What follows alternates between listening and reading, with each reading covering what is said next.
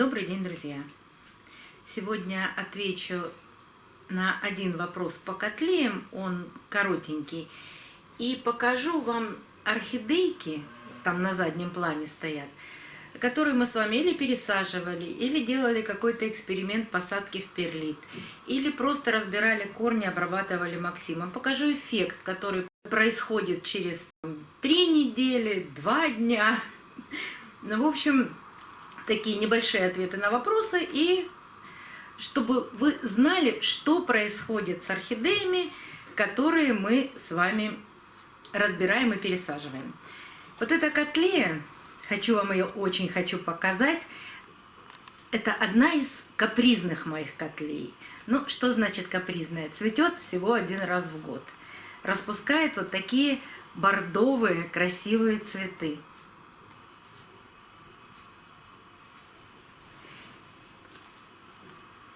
И каприз ее заключается в том, что все мои котлеи сразу выпускают вот такие чехлы. Где бы вам показать этот чехол? Вот чехол котлей. Вот он. Растет из листика чехол. В нем сразу образуется цветонос. И они сразу цветут от этого цветоноса. Эта котлея делает все не так, как все остальные. Она сначала выпускает чехол. И если вам будет видно, вот здесь на сухом чехле, вот там внутри есть зачаток цветка. Не знаю, будет на просвет видно или нет. И обязательно засушивает вот так чехол. Вот всегда делает одинаково. После того, как она засушила этот чехол, я вот так аккуратно этот чехол разрываю. Вот сейчас вы как раз таки увидите, вот это зачаток цветка. Но это еще не цветонос, это просто цветковая там почечка. И я этот чехол, я его не отрываю, я его просто загибаю. И все, больше с ним ничего не делаю. И вот половину из таких, даже вот сейчас, потом он отсохнет, кстати. Вот он стоит такой чехольчик, открытый чехольчик, вот эта точечка. Иногда бывает, да, она берет и засушивает эту почечку, а иногда из нее вырастают вот такие прекрасные цветы. Но делает она так абсолютно всегда. За 5 лет она ни разу из выпущенного чехла, даже есть там, если есть зачатка этой почки, она сразу не растила цветы. Но при этом я ее обязательно всегда удобряю. Когда она цветет, конечно же, не удобряю. И удобрения всегда точно такие же, как и для фаленопсисов. Если она растит бульбы, вот бульбочка маленькая уже начинает расти. Вот новый ростик пошел. Значит, это будут удобрения с большим количеством азота. Если уже есть такие, тогда я перехожу на удобрение монокалий фосфат. Спросите, а как же это делать одновременно? Ну, так как у меня сейчас здесь 1, 2, 3, по-моему, 4 у нее образовано чехла, сейчас я ее буду поливать с монокалий фосфатом. После того, как она, конечно же, отцветет. Но красавица, пахнет очень хорошо. Такой запах у нее нежный, но с легкой перчинкой. Ну вот и такие бывают, и котлеи бывают капризулями. Но красавица же. Ну и давайте теперь посмотрим, что мы с вами делали. Какие мы с вами делали эксперименты. В начале января мы с вами сделали вот такой эксперимент. Эта орхидея была куплена. Не люблю ее название, всегда пишу снизу это название. Не нравится мне его произносить, тем более, что не силен я в английском языке. Не сильна я в английском языке, поэтому название будет снизу. Все рассказы предыдущие об этих орхидеях, будет обязательно ссылочка в правом верхнем углу экрана. И эти же ссылочки я всегда оставляю в описании под видео. Вы можете пройти и посмотреть, с чего мы начинали. Чтобы не рассказывать сейчас, не занимать это время долго об этих орхидеях. Это была орхидея в ужасном состоянии, у нее были все повисшие листья. Это была в хорошем состоянии, но без каких-то раскукленных корней. Прошло почти 2 месяца. Я ее покупала, в последние дни перед Новым годом. Она распустила абсолютно все бутончики. Прекрасно себя чувствует в перлите. Начала растить новые корни. Вот корешки пошли. Даже в перлите видно, что идут корни.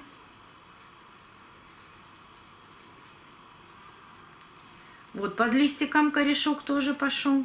И растет листик. Вот маленький листик. И пока цветы она не сбрасывает. Поливаю ее просто чистой водичкой. Видите, перлит сейчас хрустит, она сухая почти. Или заливаю вот так в стаканчик водичку. Даю ей постоять минут 5, чтобы корешки напитались. Или просто...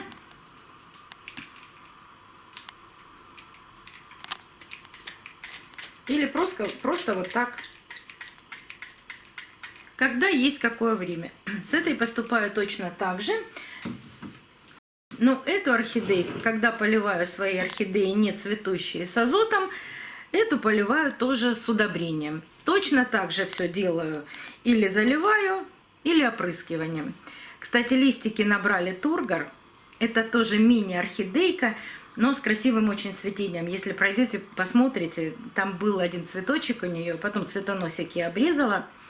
Да, по этой орхидейке. Когда я ее разбирала, здесь было черненькое у нее пятнышко. Вот здесь внутри.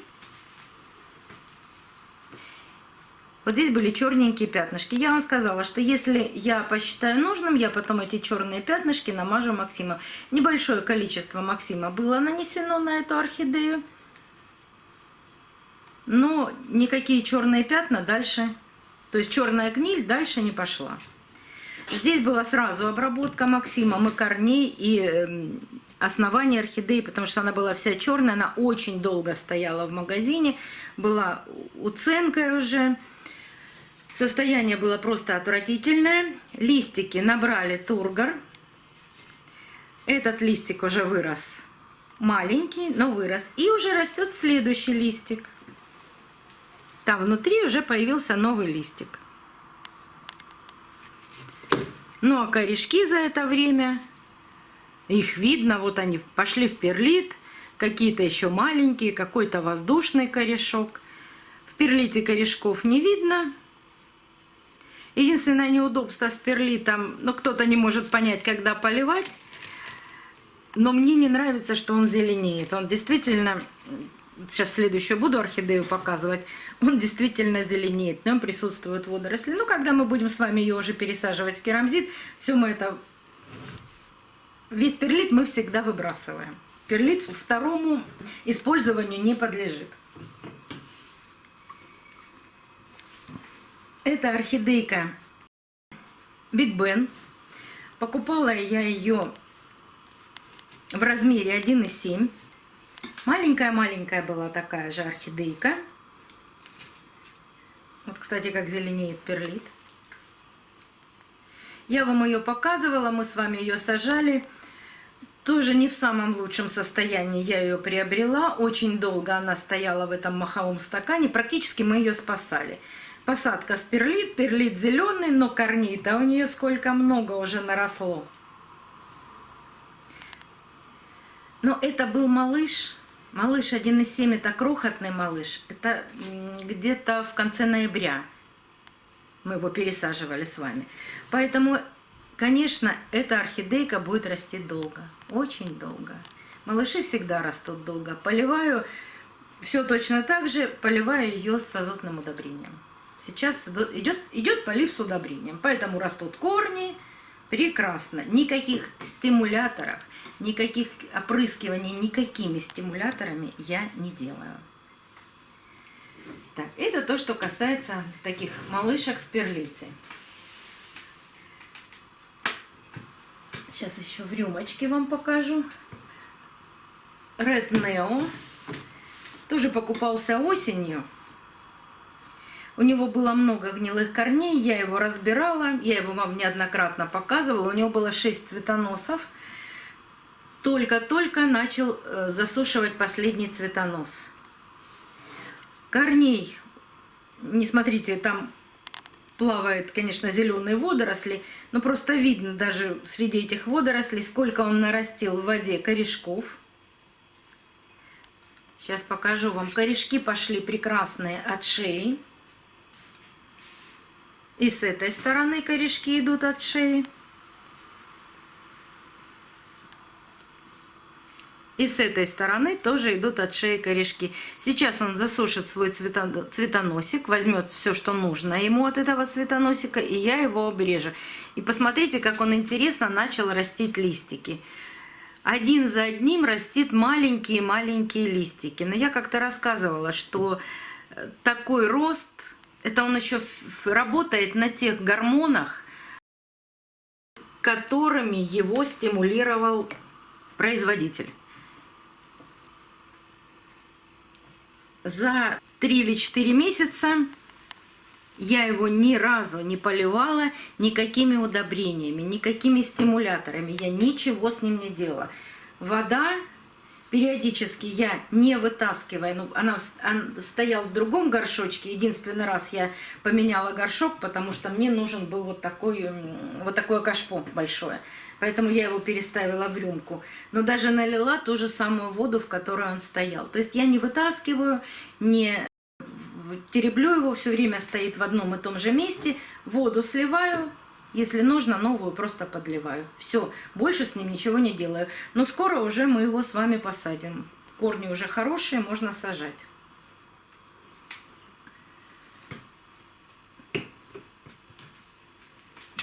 Вот эти 2 орхидеи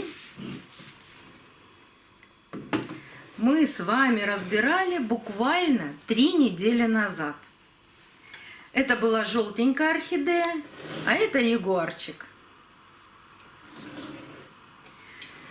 Желтенькие орхидеи, ну вот, наверное, мне попадаются. А может быть, действительно, ну они какие-то, ну все слабенькие. Ну какие-то с ними происходят проблемки. То подгниет, то еще что-то сделает. Здесь у нее и корней-то не осталось. И за 3 недели, ну сказать, чтобы есть какой-то прогресс, огромный прогресс, его нет. Единственное, что она сделала, она начала растить один единственный корешок. Он там находится в воде. Вот здесь его видно. Один листик теряет тургор. Ну, это все предсказуемо, потому что у орхидеи корни практически все черные, все плохие. Будем надеяться, что этим корешочком она хоть сейчас хоть как-то водичку поглощает или там питается, или что-то она с этим делает. Но будем надеяться, что у нее пойдут корешки от основания. Цветочки она, конечно, все сбросила, но пока какая-то жизнь в ней происходит. Вот сейчас вам покажу. Вот на основании наметилась какая-то точечка. Скорее всего, отсюда пойдет новый молоденький корешок.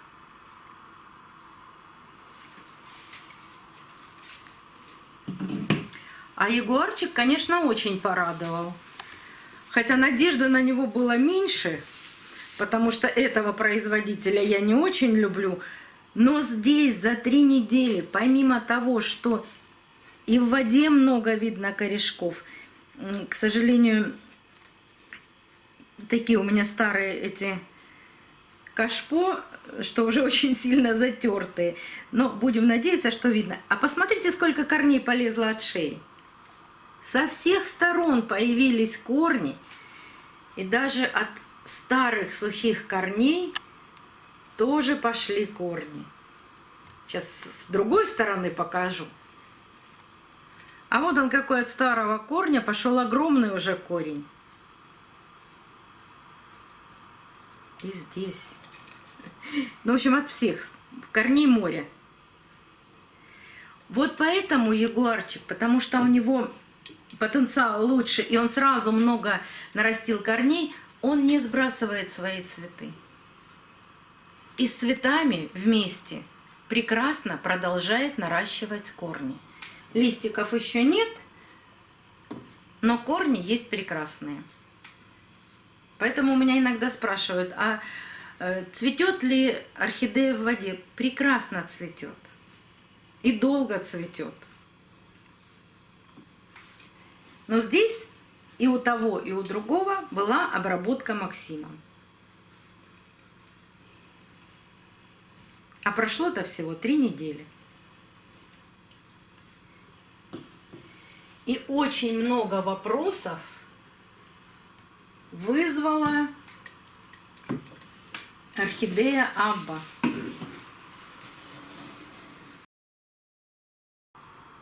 Это видео совсем вышло про Аббу недавно. У нее в грунте был огромный одуванчик с огромным корнем. Я ее освободила от ее соседа, обработала корни Максимом. И вот тут появилось множество вопросов. А зачем же вы обработали таким серьезным фунгицидом? Это не серьезный фунгицид в понимании того, что страшный. Это серьезный фунгицид для защиты наших растений.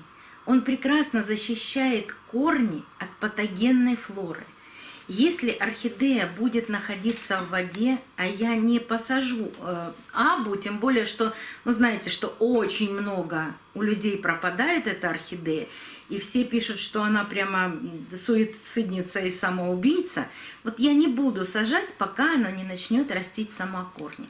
А для того, чтобы ее защитить, вот Максим – это наш защитник и наш помощник. Для того, чтобы защитить ее корни от проникновения какой бы то ни было патогенной флоры, а какую бы чистейшую воду вы не взяли, все равно в нее сразу что-то попадет. Тем более, что корни, вот вы видели по тем, вода зеленеет, она все равно растут водоросли. Если где-то что-то чисто, туда обязательно что-то должно поселиться. И для того, чтобы предохранить корни от какого-то загнивания, от какого-то проникновения вот этих всех патогенных бактерий, только для этого я обрабатываю замечательным помощником Максимом. Не страшный фунгицид, не надо его так бояться и писать, что это такой серьезный. Вот пестициды это серьезно, а фунгициды это наши помощники. И за коротенький промежуток времени, сейчас я вам покажу, открою вот здесь листочек, посмотрите, что делает Абба. Она уже от старого своего корешка проклюнула молодой корешок. Начал рост молодой корень.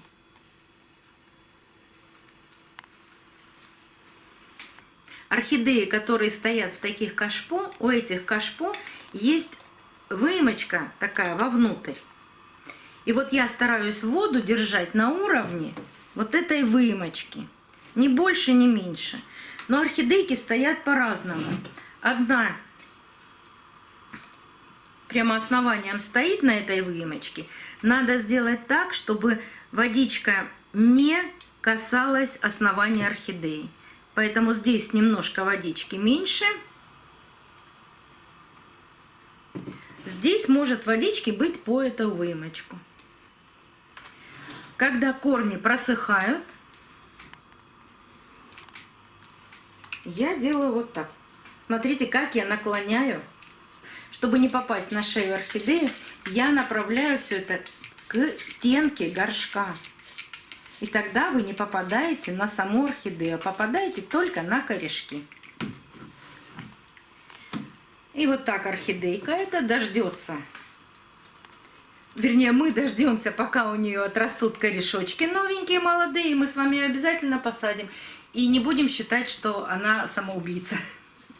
Я думаю, что... Вот смотрите, даже после того, как я ее разобрала, она не сбрасывает цветы. У нее прекрасно дальше стоят цветы. У нее, правда, нет здесь Продолжение цветоносика. Ну, я не думаю, что она бы еще захотела наращивать бутончики. Вот такие наши маленькие победы.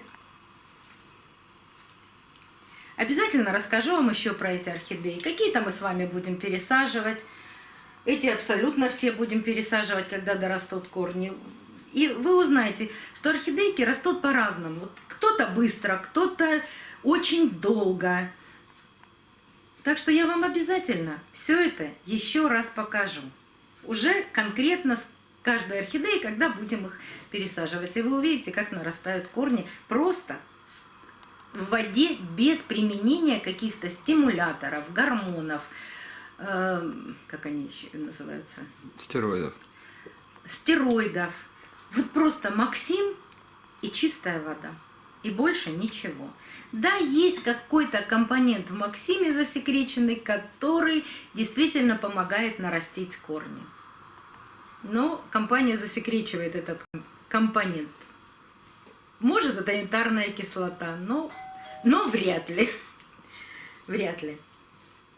Ну, в общем, вот такие у нас успехи. Следите за каналом.